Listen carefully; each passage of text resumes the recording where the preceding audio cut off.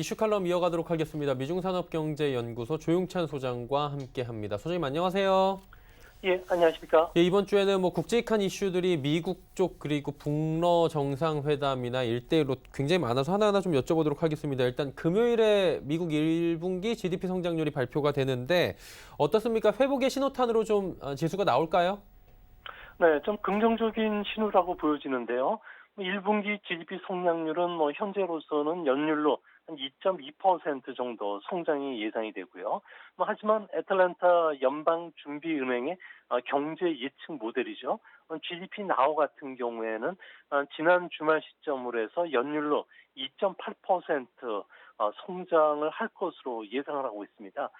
다양스러운 점은 JP 모건이라든지 웰스페거와 같은 투자은행들 같은 경우에는 2.5에서 3% 성장이 가능하다고 보고 있는데요. 아무래도 3월달 개인 소비가 크게 개선이 됐고요. 또 산업 생산도 늘어났기 때문에 아무래도 올해는 하반기로 갈수록 성장 속도가 더 빨라진다는 겁니다. 여기에 이번 주에 실적을 발표한 155개 종목, 특히 시총의 한 9조 달러 정도를 차지하기 때문에 이들까지 실적이 서프라이즈 효과가 나타난다면은 증시는 다시 연중 최고치를 경신하는 데 문제가 없을 거로 보여지고요. 현재 미국의 경기 국면을 보여주는 경기 선행지수, 재고 순환, 자본 스톡 순환을 보면은 경기 후퇴 우려감이 없다는 측면에서는 앞으로 미중 간의 통상 문제에 대한 불확실성이 해소된다든지 체감 경기 지표가 좀 좋아진다면 증시는 앞으로도 계속 상승할 수 있지 않을까 보십니다.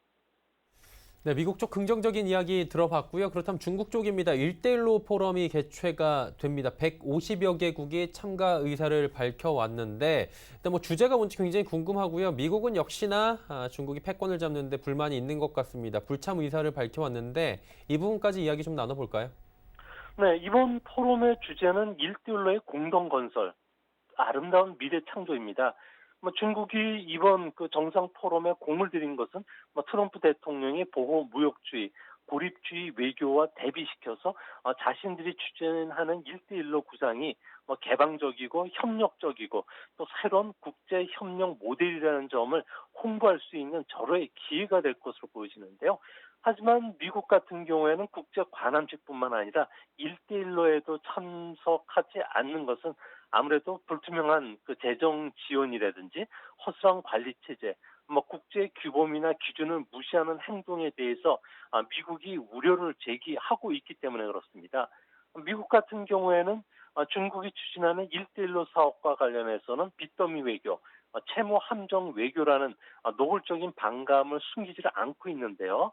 아무래도 아시아, 아프리카 개발도상국에게 자금 회수 계획이라든지 수요 예측은 하지 않고 무조건 커다란 항만이나 도로, 철도를 짓게 하고요. 또 채무를 상환하지 못한다면은 운영권을 빼앗거나 토지를 수용하는 식의 착탈을 하고 있기 때문에 그렇습니다. 이 때문에 트럼프 대통령 같은 경우에는 1대1로를 두고서 매우 모욕적인 프로젝트라고 직격탄을 날렸기 때문에 앞으로 미중 간의 통상 문제가 해결이 되더라도 1대1로를 둘러싼 갈등은 앞으로도 계속 진행이 되지 않을까 보여집니다. 일단은 규모가 엄청납니다. 1조 달러 규모의 이 사업이 본격화되면 중국이나 우리나라 경제에도 영향이 굉장히 있을 것 같은데 어떤 영향이 올까요? 네, 1대1로는 중국 경제에 단기적으로는 구조조정할 수 있는 시간을 벌어주고요. 일부 과잉 생산된 시설을 다른 나라로 이전하는데 매우 중요한 수단이 되고 있습니다. 아무래도 기계 제품이라든지 의류 같은 경우는 중국이 과잉 생산 시설을 갖고 있는데요. 중앙아시아 쪽으로 돌려주고요. 대신 에너지나 농산물 수입을 늘릴 수가 있기 때문에 중국의 이 지역의 패권을 강화하는데 무척 도움이 된다는 겁니다. 중장기적으로 봤을 경우에는 1대1로 국가와 자유무역 협정 그리고 투자 협정을 통해서 경제적 영토를 계속 늘려갈 것으로 보여지는데요. 이렇게 되면은 아무래도 FTA를 추진하는 국가를 중심으로 해서는 무역 자유화 비율을 또 끌어올릴 수가 있고요. 대외 투자도 확대되기 때문에 중국 경제는 성장 엔진을 달 수 있다는 점도 커다란 호재로 보여집니다. 우리나라 입장에서도 상당히 좋은데요. 중국과 중동을 연결하는 화물 열차뿐만 아니라 중앙아시아를 가로질러서 EU까지 연결되는 다양한 철도 건설이 일어나게 되면은 수출 증가 효과를 만끽할 수가 있을 거로 보여지는데요. 철도 건설로 인해서 서울에서 유럽까지 화물 수송 시간이 배로 이동을 했을 경우에는 6주에서 10주가 걸리지만 철도는 2주 미만으로 단축이 된다는 겁니다. 이렇게 되면 수송 비용도 컨테이너당 현재 그 선박은 9,000달러를 웃돌지만 철도 같은 경우에는 6,000에서 7,000달러 이하로 떨어지게 되는데요. 이렇게 되면 수출 증가뿐만 아니라 무역 장벽이 낮아지고 투자 기회가 더 늘어날 수가 있기 때문에 우리나라의 경제 글로벌화도 좀 더 앞당겨서 땡길 수 있다는 점에서도 상당히 커다란 호재가 될 것으로 보여집니다. 뭐 운송수단이나 여러 가지 측면으로 그냥 단순하게 봤을 때도 이득이 굉장히 많은 것 같은데 그럼에도 불구하고 중국은 지금 미국과의 마찰이 지금 예측이 됩니다. 중국은 그래도 국익을 위해서겠죠. 계속해서 추진을 하고 있는데 1대1로 국책 사업으로 궁극적인 목적이 뭡니까? 중국 같은 경우는 단순히 GDP 규모에서는 2030년 중반 정도가 되면은 미국을 제치고 경제 대국이 됩니다. 하지만 중국의 꿈은 더 원대한데요. 2050년까지 경제, 기술, 군사, 통화 네 분야에서 진정한 패권 국가로 우뚝 서겠다는 게 중국의 꿈입니다. 이 때문에 1대1로 프로젝트, 여기에 아시아 인프라 투자 은행을 더해서 기존의 미국 주도의 경제, 금융 질서를 깨고 중앙아시아, 동유럽, 아프리카 지역을 망라하는 사회 간접 자본 구축을 통해서 경제 지배권, 군사 거점도 한꺼번에 마련하겠다는 거죠. 이런 중국의 야심찬 계획 같은 경우에는 궁극적으로 달러 기축통화제도에 비견되는 위에나 기축통화를 만들려는 야심도 같이 갖고 있는데요. 달러에 비해서는 아무래도 유동성이나 호환성에서 약점을 갖고 있기 때문에 위에나의 신뢰를 끌어올리기 위해서 1대1와 같은 국제협력 사업이 무엇보다 중요하다는 겁니다. 이를 통해서 위에나를 투자한다든지 무역 결제를 확대할 수가 있게 되는데요. 중국 같은 경우에는 세계 무역에서 차지하는 비중이 10.3%로 미국의 13%까지 금적을 해왔습니다. 이에 걸맞는 기축 통화 체제를 만들기 위해서는 위에나의 그 국제 자금 결제 비중이 앞으로 더 늘릴 수가 있게 되고요. 또 IMF의 특별 인출권의 구성 통화 확대뿐만 아니라 준비 통화로서의 점유율을 계속 끌어올릴 것으로 보여진다는 점에서는 1대1로 그 프로젝트가 그만큼 중요한 것으로 보여집니다.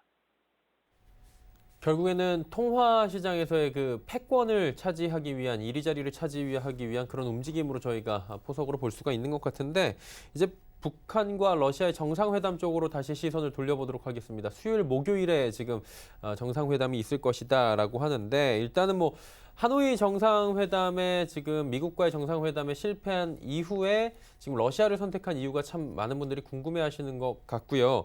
그리고 어떤 이슈를 지금 논의할지 우리 시장에서도 많이 궁금해하고 있는데 어떤 부분이 논의가 될까요? 네, 8년 만에 열리는 그 북러 정상회담의 의제는 세 가지입니다.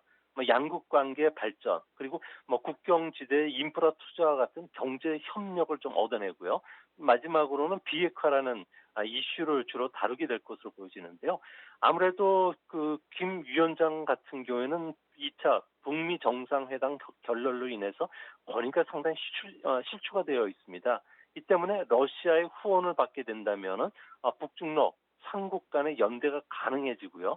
또 대미 관계에서도 승부수를 띄울 수가 있다는 겁니다. 이뿐만 아니라 경제난 그 타결에도 도움을 줄 수가 있기 때문에 북러 정상회담을 적극 추진하게 되는데요. 아무래도 김 위원장의 이런 조바심이 아무래도 이번에도 러시아의 정상회담에서 큰 성과를 받기는 좀 어렵지 않나 보여집니다. 북한 같은 경우는 단계적 비핵화, 단계적 이행이라는 부분에서 러시아의 지지를 끌어오더라도 아무래도 푸틴 같은 경우에 한반도에서 영향력 확대는 아무래도 제한적일 수밖에 없기 때문에 그럴 것으로 보여집니다. 일단은 뭐 시장에 몸담고 계신 분들 같은 경우에는 어떤 이슈가 도출이 되고 어떤 이야기가 오가느냐에 따라서 시장에서는 움직임이 각기 다 다르게 나올 것 같은데 어떤 논의가 테이블에 구체적으로 좀 올라올 것으로 지금 시장에서는 예측하고 있습니까? 네, 북한 같은 경우에는 뭐 중국 경제 의존도가 거의 90% 정도 되는데요. 이 때문에 앞으로 러시아를 중심으로 해서 다각화를 모색한다는 게 중국의 국가 경제 발전 전략에도 나와 있습니다.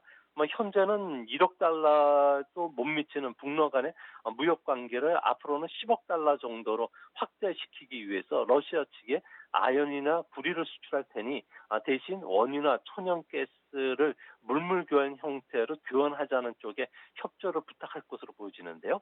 하지만 이 모두 유엔 결의안 위반이 될 수가 있기 때문에 러시아 입장에서는 쉽게 들어줄 수가 없을 거로 보여집니다.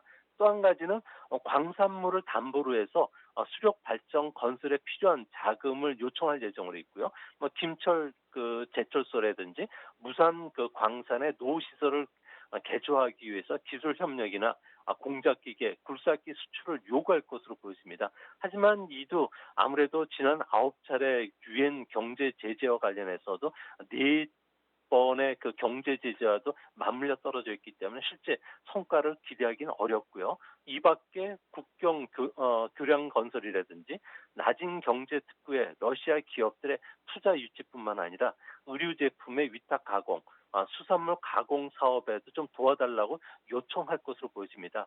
북러 간에 뭐 다양한 경제 협력과 관련해서 논의가 되겠지만 유엔 같은 경우에는 완전한 비핵화 제재까지 제재를 완화할 가능성이 없다고 여러 번 밝혀왔기 때문에 뭐 러시아 같은 경우에는 뭐 철도 보수나 민항기 개량 같은 아주 낮은 수준의 경제 협력밖에 추진할 수는 없을 거로 보여지고요. 아무래도 김 위원장 입장에서는 앞으로 북러 정상회담 이후에도 계속 궁지에 몰릴 수밖에 없기 때문에 우리나라 신북방 정책이죠. 북한을 격려한 시베리아 철도 연결 사업이라든지 가스관 사업도 당분간 그 추진 동력이 받기는 좀 상당히 좀 어렵지 않을까 생각이 됩니다. 마지막 질문으로 인도 쪽 여쭤보도록 하겠습니다. 어제는 숨고르기에 들어갔지만 인도 증시는 지난주에 최고치를 또 경신했다라는 이야기가 들려왔습니다. 이 상승 랠리가 굉장히 괜찮아 보이는데 어떻습니까? 계속 좀 이어갈 것으로 예측이 됩니까? 네, 인도 증시 같은 경우는 앞으로도 좀 추가적인 상승은 가능하지만 그 지금까지 빠른 반등은 기대하기는 좀 어려울 것으로 보여지는데요. 뭐 인도의 그 대형 IT 기업들의 실적 발표가 지금 꾸준히 이어지고 있는데 상당히 좋다고 합니다. 또 11일까지 실시됐던 총선 결과에서도 최종 발표는 5월 23일이지만 여당 승리가 지금 확실시되고 있기 때문에 뭐 4월 들어와서는 한 7억 달러의 외국인 자금이 인도 증시로 또 유입이 됐고요. 인도 같은 경우에는 GDP 한 17%가 농산물 생산에 의존하는데요. 아무래도 그 몬순이 6월 달 정도 들어오면 농산물이 풍작이 되지만 7월 달 이후에 몬순이 시작되면 흉작이 되는데 이번 몬순은 6월 달부터 9월 달까지 강우량도 예전 수준으로 내리기 때문에 아무래도 농업 관련주에도 좀 호재가 되면서 물가도 안정이 될 수 있다는 겁니다. 물가가 안정이 됐다는 것은 아무래도 6월 6일 날 있은 통화정책 회의를 앞두고서 추가적인 금리 인하가 가능하다는 것을 시사하기 때문에 뭐 6월 6일까지 아무래도 그 인도 증시 같은 경우에는 상승 호재가 크지 않을까 보여집니다.